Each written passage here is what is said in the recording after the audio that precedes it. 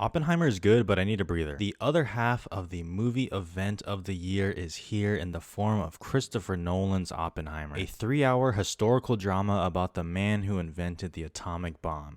A great way to spend a Friday evening. Oppenheimer's pretty good, but I will say a couple things here. It's a lot. I mean, my already big head, I felt like a Jimmy Neutron character walking out of that theater. And I'm not saying that as a negative thing either, so don't come at me. Christopher Nolan's singular vision really kind of pulls me through the movie because this movie really shifts a lot. It starts off like a fairly standard biopic, obviously with amazing technical craft, which we'll get to later, but it starts off like that and then evolves into one of the most tense thrillers you've ever seen in your life, and then it evolves again into basically a psychological courtroom drama. It's like the 3 stages of Pokemon or something. And each act in the movie has its own highs. There are some of the best scenes I've seen, especially this year, in this movie. It really is a roller coaster ride. It just builds and builds and builds until that first atomic bomb test. That's no spoilers. It's literally in the trailer. And that scene in particular is what I think a lot of people are going to talk about, and I don't want to add to that, but I will say Christopher Nolan is in his bag. He is so good at that kind of stuff. He knows how to stage it. He knows how to make a spectacle, and he made that both terrifying and beautiful at the same time, which is kind of what he wanted to go for.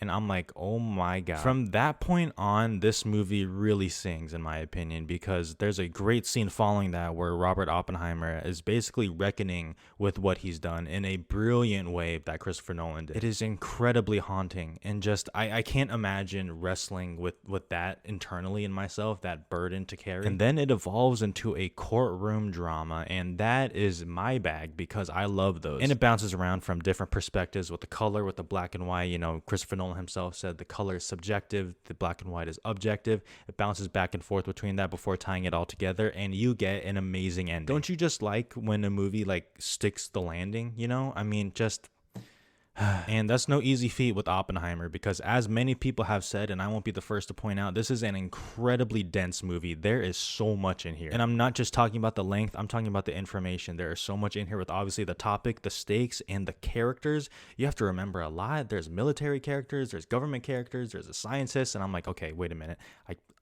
Who's that again? But even with that being said, it doesn't even matter at the end of the day because this movie is just delivered on exactly what you want, which according to Christopher Nolan is he kind of wants you to be shook afterwards. And here I am late at night on a Tuesday.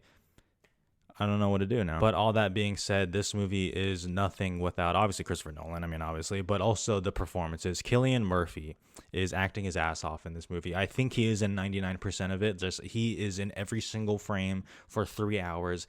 Just absolutely put the movie on his shoulders, and he delivers. It's all in the eyes, man. His face on full-blown IMAX with his cheekbones and the bone structure. Very jealous, by the way. And you just see exactly what he's going through. It's just every single emotion that he's hitting, even if he's not saying anything. I think he's fantastic. And the supporting cast around him is all great, too. I mean, there's been a lot of talk about Robert Downey Jr., who is amazing. Emily Blunt, always amazing. But even the small side characters, from Alden Ehrenreich to Benny Safdie to freaking Josh Peck, Drake and Josh, my childhood. They just kind of kill it in their role. They're good in their role, and that's what you need. And with any Christopher Nolan movie, even the ones that I personally don't care for, the technical craft is always there. It's always going to look good. The cinematography is amazing. It's always going to sound, well, I take that back because he has some issues with sound mixing, but in this one, it's pretty good. So there you go. But the production design is obviously there. The costumes is there. I mean, it's just a so technically well-crafted movie, and Ludwig Göransson been on something with his scores lately, and this one is no different. It's an amazing score. As far as any negatives go, I mean, listen, I'm the first to say if I get confused about something. I know some people don't like to act confused because they like to act all smart in front of the audience where people can leave mean comments.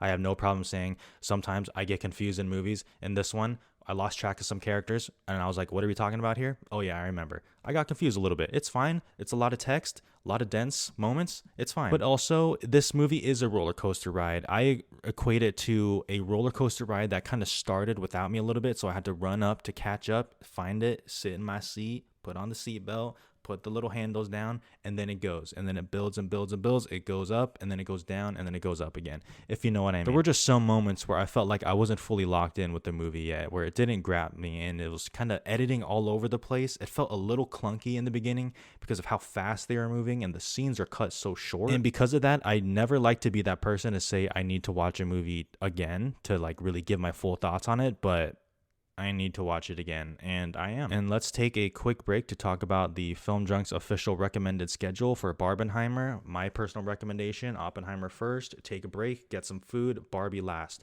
Oppenheimer is the steak, Barbie is the dessert. I think that's done if you're doing it in one day. Thank you for coming. All in all, Oppenheimer delivers on what you expect. It's a haunting biopic historical drama with some of the best set pieces you've seen this year. Christopher Nolan still got it. Oppenheimer, 4 stars. Across the board contender for Oscars. I mean, it's just like across the board. Picture, director, actor, supporting actor. Supporting actress might be a little tough, but we'll see how the field goes. Screenplay, and then a whole bunch of text. We'll talk about it in a later video. But honestly, I need to get some sleep because it's really late and I need to get this video up. Barbenheimer week is officially upon us, guys.